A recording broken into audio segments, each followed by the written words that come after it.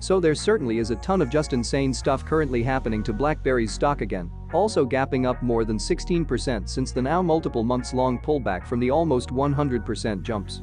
But this definitely isn't the only crazy gains we've recently seen happening to the stock, as all of this literally occurred after the astonishing more than 650% gaps up to the January highs of at almost $29. So what we are going to do today is give you an updated insight into what is actually happening to the stock right now and break down exactly whether it is a buy at the end of this video.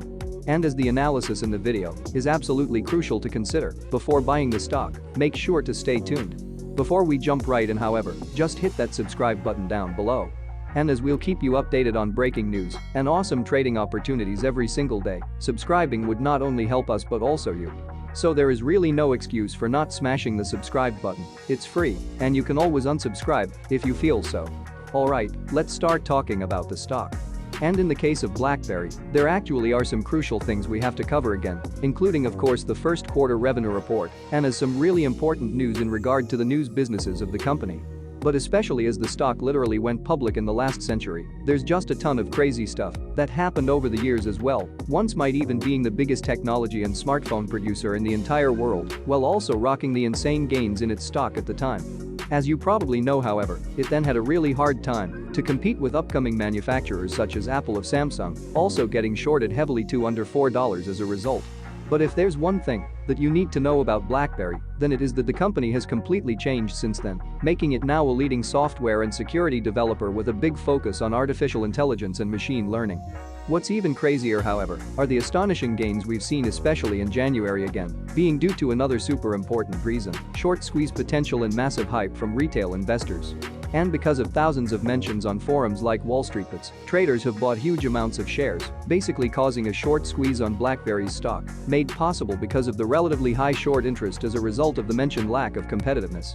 But here we are talking about growth of more than 650%, making it one of the best performing stocks of the entire market, leading however to some pullbacks from its first squeeze. As we've seen it happening just a few weeks later, however, we gapped up another 100%, coming down to perform the recent more than 16% jumps we talked about earlier. And as these have actually occurred after a rather long period of consistent pullbacks with no real attempts that could indicate another potential recovery, they are now opening a ton of upside potential again. But as the fundamentals are now crucial to actually be able to come to a buy decision, we'll have to quickly go through them, starting off with the most recent first quarter earnings. BlackBerry, for example, now reported a total revenue of $174 million, actually being up almost $3 million from analysts' estimates at just around $171.04 million, with operating expenses being at around $138, however. And counting all the other aspects and sectors together, we actually still are at a net loss of about $27 million, with earnings per share being a negative 5 cents. But while it still remains one of WallStreetBets' most hyped stocks, the QNX business as well as BlackBerry's relationship with Amazon on Project Ivy, which we both discussed in greater depth in our last videos on the stock, have actually seen some fantastic growth that quarter. Revenue, for example, came in at $43 million, being up 48% year over year. Considering the pandemic last year, a hard hit for the quarter, this makes a lot of sense.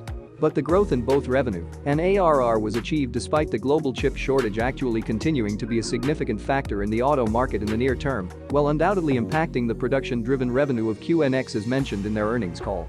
So considering the slow but certain growth in the financials, the company's transformational side is obviously best suited for long-term investors with the most patience, but even if you're in for the short term, it's very likely that BlackBerry will be moving, not fully because of fundamentals, but also due to hype, with the recent gains possibly already being the beginning.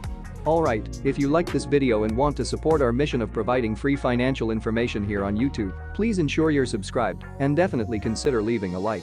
Thanks a lot, and see you next time.